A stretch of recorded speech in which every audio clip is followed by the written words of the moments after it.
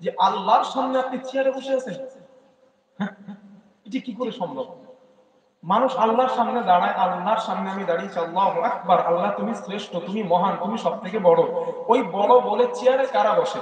যারা বাদশা, যারা রাজা, যারা সম্মানীয়। আপনারা আমাকে সম্মান দিয়ে চেয়ারে বসাইছেন, তাহলে আমি সম্মানীয় বলেই আমি চেয়ারে বসেছি। তাহলে আল্লাহর সামনে আপনি চেয়ারে বসলেন, এটা কি করে হয়? সাহাবায়ে কেরাম কি কম বুঝতেন? ইমামরা কম বুঝতেন? রাসূল সাল্লাল্লাহু আলাইহি ওয়াসাল্লাম কম বুঝতেন? না ভাইরা, চেয়ারে বসেন না, দয়া করে বলছি।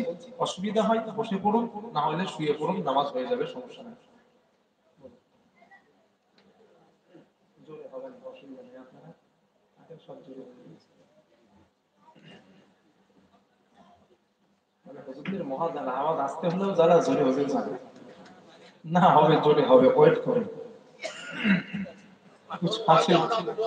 कुछ हासिल करने के लिए कुछ खोना पड़ता है, কিছু পেতে গেলে কিছু খরচ করতে হয়। এখন আমি ছোট মতো মানুষ তো, ওই দুই একজন চিন্তা করছে যে বড় হুজুর চলে গেছে, ছোট হুজুরের বসে কি করবে, চল বাড়িতে খিচুড়ি দেওয়ার সময় আবার আসবো, ওই চিন্তা করে এখন জানারা গেছে। আমি এটাও বলছি ওনারা লস খাইবে। কেন কেন বলছি কথাটা? কারণ আমি যেই মাহফিলে বসি আমার টার্গেট থাকে এটা ক্লাস। আমি 3 দিন অসুস্থ, কমিটিদের বলি না, এখানে আসার পরে বলছি 3 দিন জ্বরে আক্রান্ত ব্যক্তি আমি, সেই ওষুধ খাচ্ছি আর স্টেজে উঠছি। আমি আসতাম না, এনারা বারবার বলছে হুজুর যেন মিস করবেন না, হুজুর মিস করবেন না। ওই অবস্থায় আমি এসেছি আপনাদের, ওষুধ খেয়ে স্টেজে উঠছি। ওই মানুষ কিন্তু আমি। হ্যাঁ, এটা বলে দিলাম আপনাদের। আমি বলি নাই ফোনে, বললে হয়তো বলতো হুজুর অসুবিধা, তাহলে আসতে হবে না। তাও বলি নাই, ওনারা বলছে হুজুর কামাই মিস করবেন না যেন। আমি বলছি ঠিক আছে, আমি যাবো, জবান দিয়েছি। আমি জবানের ব্যাপারে ভাই প্রচুর প্রিয়, কারণ আমি একজন আলিম। আলিম কখনো জবান খেলাপ করতে পারে না।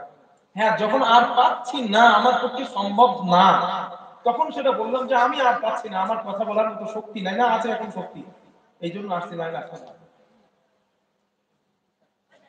এই জন্য ভাই এটা ক্লাস, আমার কাছে জানার মহিলা বা পুরুষ আছে, আমি একটা বিষয় 1-1.5 ঘন্টার যত সময় আছি, একটা বিষয় একটু বোঝাচ্ছি, ওই বিষয়টা বুঝে বাড়ি যাবেন। আশা করি সারা রাত যা সভা শুনেছেন, মনে আছে কিনা জানি না, যে বিষয়টা বোঝাতে চাচ্ছি যদি হৃদয় থেকে শোনেন, মরণ পর্যন্ত মনে থাকবে ইনশাআল্লাহ, যেভাবে আমি বলছি। আমি আপনাদের এখানে একদম নতুন, এর আগে কেউ আমাকে শুনেছেন আমার বক্তব্য সামনাসামনি বসে? কেউ শুনেন নাই? আপনাদের এইখানে কোথায় একটা আসছিল আমি গত মাসে সম্ভবত, এই খানাকুল এরিয়াতে, ওখানে আমি লাস্টে ছিলাম। তো যাই হোক, মাসালাটা হল হলো। এবার আসুন আমরা মূল আলোচনা করি, সময় না বাড়িয়ে। আজ আমি আপনাদেরকে একটা বিষয় বোঝাই, সেটা হলো সালাম। কি বললাম? জোরে বলেন। আমি বলছি এটা ক্লাস, ক্লাসের কাজ হলো ছাত্রদের উত্তর দেওয়া, ঠিক না? এখন আপনারা একটু মনে করেন আমি আপনাদের স্যার, নামার পরে দোস্ত, বন্ধু, ভাই যা মনে করবেন করবেন, যদি ঘাড়ে হাত দেন বা পাঁচা বেঁধে ধরেন কিছু মনে, সমস্যা নেই।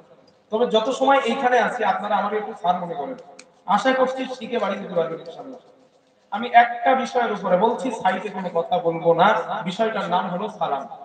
শুধু একটা সালাম ইসলামে কেমন গুরুত্বপূর্ণ ইবাদত, এই সালামের ব্যাপারে দুই একটা কথা বলি, খুব মন দিয়ে শুনুন। মা বোনেরা যারা আছেন, আপনারা এই আলোচনাটা শুনতে পারেন, আপনাদের জন্য কাজে আসবে। আমরা এখানে যারা বসে আছি,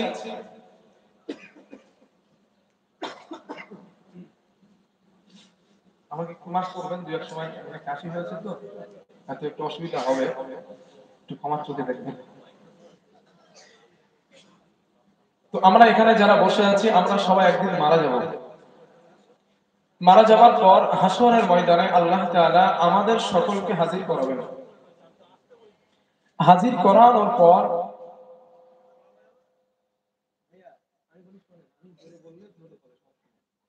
বেশি আওয়াজ দিলে এখানে আমার কানে লাগবে, সমস্যা। এই মেয়েরা শুনে যাচ্ছে না, মাইক বাড়িয়ে দেন, বক্স করতে মাইকটা বাড়িয়ে দেন, শুধু মাইকটা বাড়িয়ে দেন, বক্স করতে শুধু, হ্যাঁ, শুধু মাইকটা বাড়িয়ে দেন, আপনি বক্সটা দেন না, শুধু মাইকটা